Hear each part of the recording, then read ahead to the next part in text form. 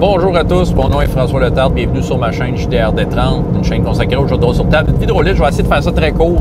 Écoutez, je vais essayer de répondre à la question de coup de critique la dernière. J'en ai une couple que je vais peut-être essayer de rattraper. Là, ça me donne des idées de discussion dans le passé. Mais un fait intéressant sur le monde que vous utilisez. Écoutez, j'utilise RPGS beaucoup, un monde créé par plusieurs personnes qui est sans système et que j'utilise pas mal à toutes les sauces depuis un bon bout de temps.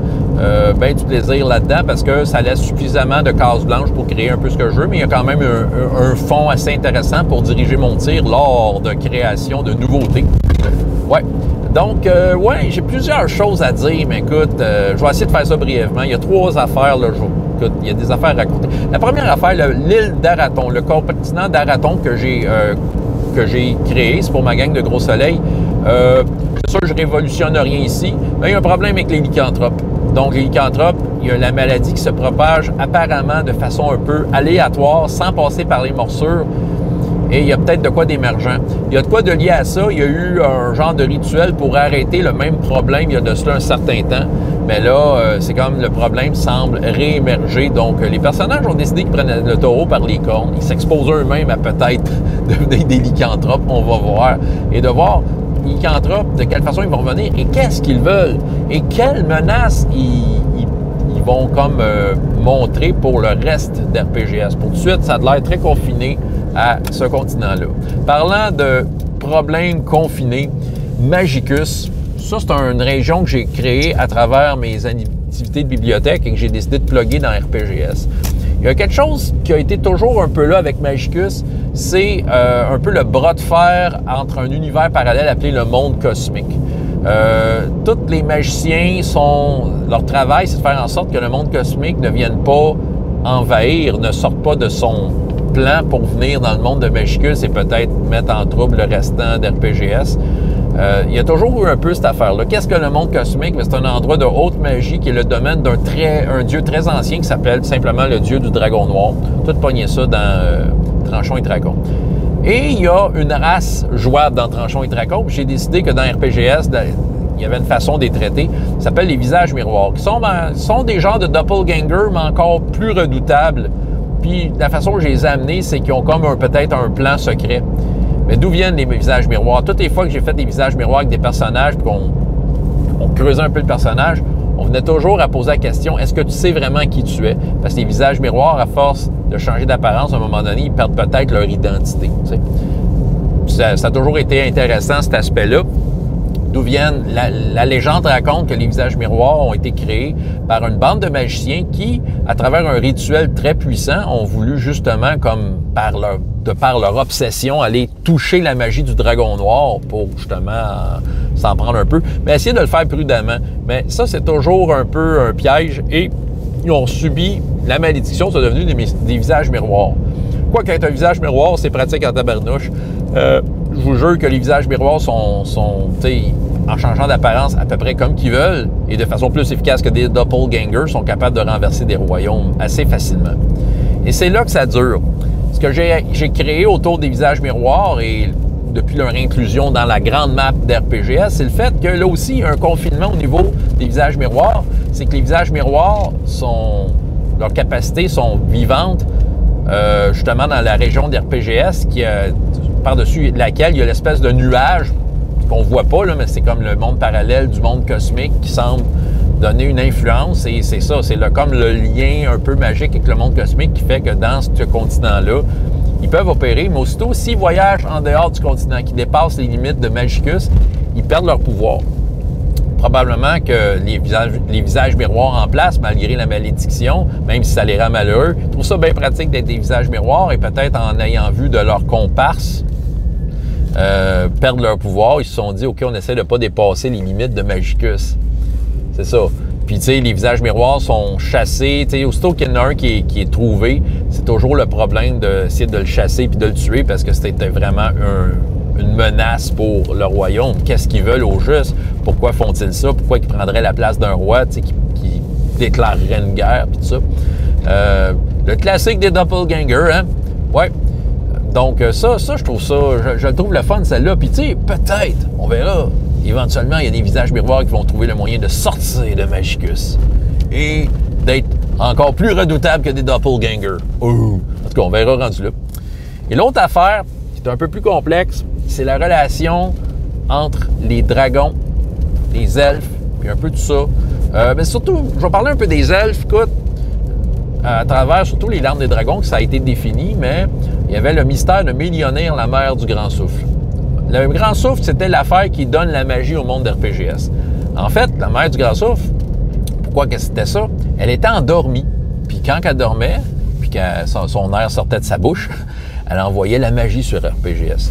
La magie venait de la bouche d'une elfe endormie. Mais pourquoi qu'elle dormait? Parce qu'elle a essayé de faire un méga rituel, une espèce de comment je pourrais dire, un haut fait magique pour faire en sorte qu'elle protège RPGS, mais protéger de quoi? Protéger ce qu'elle essayait de faire, OK? Qu'est-ce qu'elle essayait de faire? Elle essayait de faire en sorte que RPGS soit vraiment le monde des elfes et qu'il n'y ait pas de dieu. Que, tu sais, l'équilibre avec la nature et les dragons, ça soit géré par les elfes, que la magie, tout ça, ça soit géré par les elfes. Les dieux n'ont pas aimé ça. Donc, les dieux ont envoyé de quoi pour essayer d'arrêter les plans de Madame Mélionir et ont envoyé des météorites. Non pas pour détruire RPGS, mais pour envoyer une onde de choc anti-magique juste pour bloquer ce que Mélionir tentait de faire. OK? Puis qu'eux autres puissent être un peu ceux qui gèrent la magie, qui envoient la magie et qui passent à travers leurs fidèles pour amener un certain équilibre aussi, un équilibre du conseil des dieux. Mais Mélionir a utilisé les dragons. C'est ça, les dragons et les elfes ont une grosse relation, puis elle a pu rapatrier le plus de dragons possible pour aller intercepter les fameux météorites. Puis c'est ça, puis là, les dragons ont comme intercepté les météorites, ils ont crashé avec. Ce qui fait que là, ça fait comme un peu match nul entre les dieux et les elfes.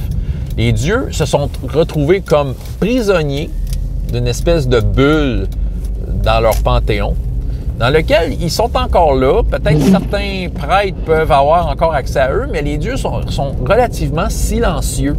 T'sais. Mais les prêtres reçoivent encore des miracles et des dons, mais ça, c'est à cause de Mélionir. Et là, c'est un petit le pire, c'est que le mythe a été un peu développé à cause de la façon dont le jeu que j'utilisais à ce moment-là marchait. Mais True 20, moi, je l'ai joué vanille. OK?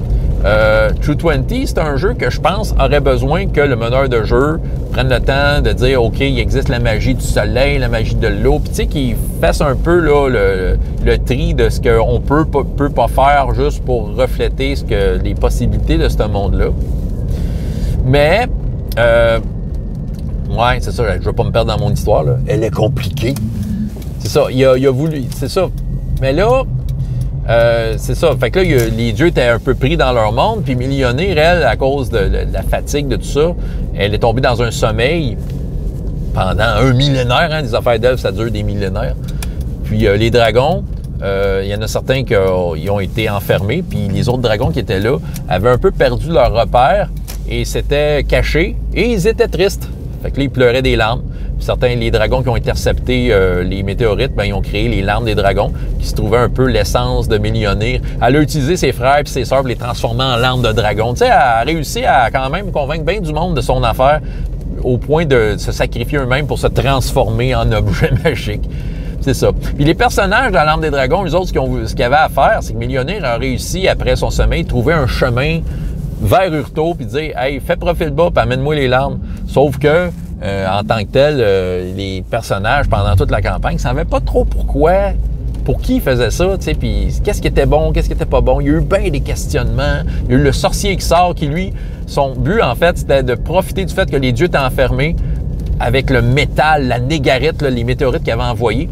Puis, tu sais, il a voulu tenter de profiter de ce que Urto faisait, puis aussitôt qu'il amenait les larmes à Mélionir, profiter de la brèche entre les dieux, tout ça, pour comme genre absorber tout le pouvoir des dieux et que lui-même devienne un dieu. Hein? Méchant de même, là. Ah, c'était gros de même. Fait que là, c'est sûr que là, Mélionir, les personnages ont réussi. Mélionir a été comme sorti de son sommeil, mais un peu, de certaine façon, elle a voulu se repentir devant les dieux. Puis tout ça. Puis les dieux ont pris leur place. Et les dieux commencent à communiquer avec les prêtres, puis un peu, tout est revenu selon ce que les légendes faisaient. Fait que, tu sais, autrement dit, une prêtresse du soleil est plus capable de faire de la glace avec ses mains. OK? Tu sais, à cette heure, elle fait des miracles là, du soleil. C'est bon? Fait que là, qu'est-ce que je peux rajouter là-dessus? Là, c'est ça. Maintenant, c'est ça qui arrive. Là, souvent, les aventures que j'ai ces temps-ci, surtout en parascolaire, ils en veulent des dragons.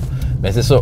Fait que là, il y a comme les dragons qui, toujours avec peut-être leur repère perdu, cherchent à retrouver contact avec un équilibre, OK? Mais là, il y a des forces du mal qui essaient d'avoir un peu la main ces dragons. Il y a des forces du bien, ou surtout des elfes qui essayent. Mais là, on est dans un entre-deux là, avec les dragons. Fait que les dragons sont facilement manipulables, mais ils ont toujours pas, sont pas toujours pas ancrés vers leur place dans le monde. C'est un peu comme un peu un fait qui plane au-dessus de toutes les aventures. Il se passe toutes sortes d'aventures qui n'ont pas directement un lien à ça, mais reste que souvent, quand vient le temps de parler de dragons, quand vient le temps de faire face à un dragon, il y a tout un mystère sur leur comportement, puis pourquoi ils font ça, pourquoi ils agissent de cette façon-là, pourquoi ils sont de même devant un elfe. C'est parce qu'on l'a vécu dernièrement dans un parascolaire. Puis c'est ça laisse des traces de mystère un peu partout.